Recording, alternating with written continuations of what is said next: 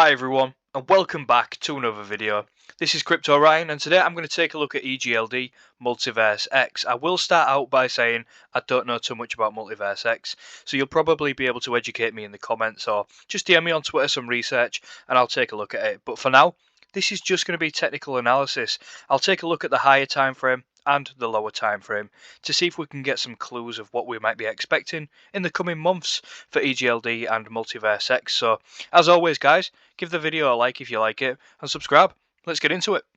As always guys, we are going to start this analysis with some monthly higher time frame analysis, and one thing I want to point out here is this range that we've been in for EGLD for around 10 months now, where we capitulated down, set that liquidity down here, hovered in this range for 10 months with a nice deviation below, which is great to see because you always want to see the first deviation go in the opposite direction to where you are expecting price. And if we want price to be moving up, we wanted that deviation to happen first with all of these wicks left behind. If you count the wicks to the upside, that considering we have had that deviation below that 10-month range already and a reclaim of the range, look at all the liquidity that we've left to the upside here. The blue markers here that I've left to the upside are all the wicks that haven't been filled, and to me, in my eyes, when analysing a chart, that is liquidity that has been left in the chart ready for the market maker to go and take. The last one you can see here in red was actually filled back in January 2022, so that is a long time ago, I think. And if you have a look to the left here on the EGLD chart, how many wicks do we have left to fill down here? I can't really see any, to be honest. All we've done is come back down, left a wick here, but this wick that we're seeing is another liquidity level taken to the downside. We haven't gone below this deviation, below the range. We've actually come back up, and this monthly close, although it looks bearish to many people, it's telling me that the market is ready to move to the upside. It's a great sign, and a great sign for MultiversX. With the higher time frame monthly analysis in mind, let's drop us down to the weekly time frame now. And one thing I want to point out is when EGLD hit the market, we left a nice big wick to the upside, in which case that was filled. Then all these weekly candles here were filled with wicks until this big weekly candle breaker here to the upside, which is where we are now, which is a really good sign and a nice bit of confluence, because you can see that was the level that we deviated below on the monthly time frame and on the weekly time frame here, proving that this level is a really critical level for EGLD and MultiversX. So if we are going to move to the upside, I would not really be expecting this low to be broken now, and a bit of hovering around here with price, but then really are looking for them liquidation levels to the upside. And if you have a look on the weekly time frame here, you can spot a nice inefficiency in the market that the market has not revisited. There's some below, but these were wick fills to the upside. We've had no real wick fills to the upside with these big massive bearish moves down. So in my eyes guys, my eyes are to the upside.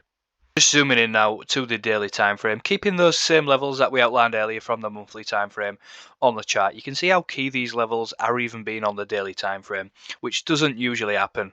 It's a really good sign of confluence if you are getting them monthly levels respected on the daily and weekly time frame. So you can see even these back tested wicks here would have been great to day trade. Not that I'm saying to suggest to day trade here for EGLD, but even the deviation below was great, a really nice U-turn, and even a little deviation there with wicks to the upside, big candle spikes down.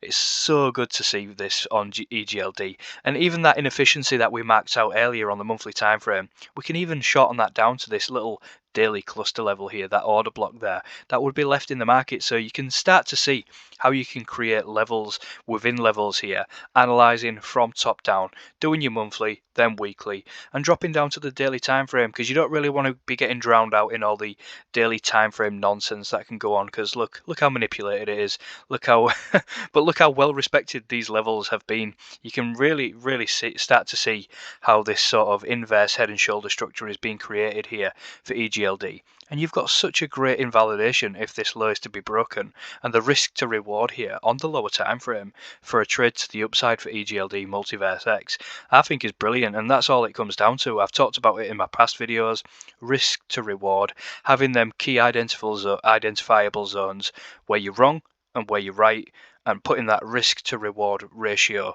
in your favor. And that's really what it's about. Because so after all that spiel that I just did about risk to reward, let's jump back into the charts here, and I've pulled the Fibonacci from the last swing high really to the current low, and you can see from the high to the low, the 38.2% here at around $100 lines up with this order block here.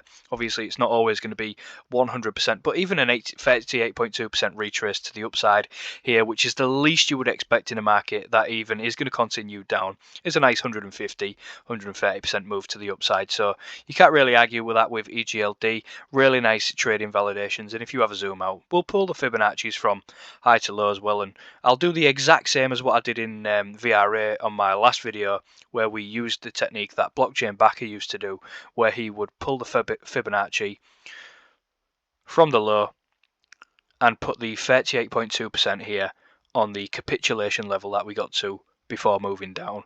And if EGLD was going to break to the upside and go on a massive run, and Bitcoin was going to break all-time highs, we're going to go into a massive bull market, which is not what I'm saying, but let's just say for instance we did, my targets to the upside would actually be up and around $2,000 for EGLD and MultiversX, and I don't know if that's realistic. I don't know what the market cap would be. I don't know what the market cap of EGLD is at the minute anyway, so these are things that you guys are going to be able to educate me on in the comments. Hopefully just send me a DM on Twitter as well. But yeah, I think that's really all there is to say on EGLD.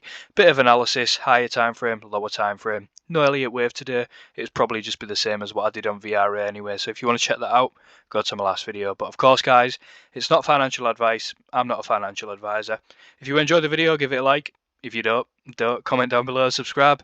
And as always, sit back, relax, and let the market do the work. Cheers, guys. See you next time.